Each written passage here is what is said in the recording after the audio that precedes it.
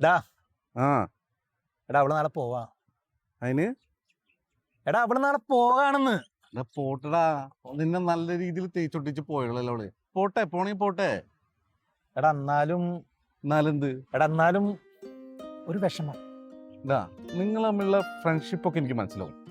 പക്ഷെ അത് ഇത്രയും ക്ലോസ് ആവാനുള്ള ഒരു കാരണം ഉണ്ടല്ലോ, അത് എത്ര ആലോചിച്ചിട്ട് എനിക്കൊന്നും മനസ്സിലാവുന്നില്ല. അതൊരു ഗിഫ്റ്റിന്റെ കഥയാടാ.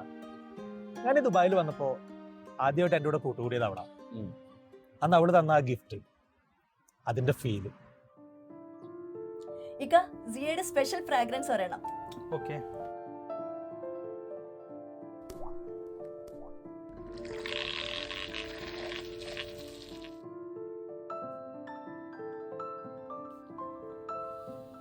Happy birthday.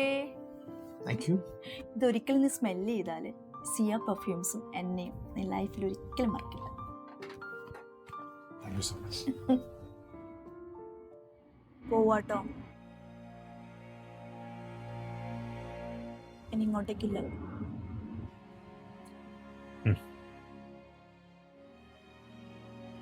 ഞാൻ ഡ്രോപ്പ് ചെയ്യണം.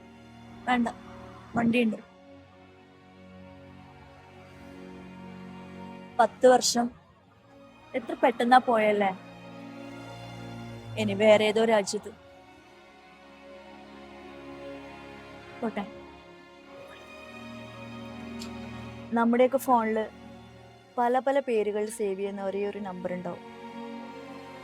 ഇപ്പോഴാണ് നിന്റെ റിയൽ നെയിം സേവ് ചെയ്യാനുള്ള ഒരു ടൈം ആയത്. ഇത് നിനക്കുള്ള ഗിഫ്റ്റാണ്. ഞാൻ നിന്നെ മറക്കാതിരിക്കുന്നത് പോലെ നീ എന്നെ മറക്കാതിരിക്കാനായിട്ട്.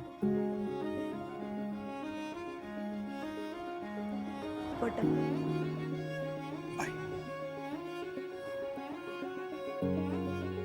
ഓരോ ബന്ധങ്ങളും സുഗന്ധം പോലെയാണ്. ഒരിക്കൽ അത് അനുഭവിച്ചാൽ പിന്നെ ഒരിക്കലും മറക്കില്ല.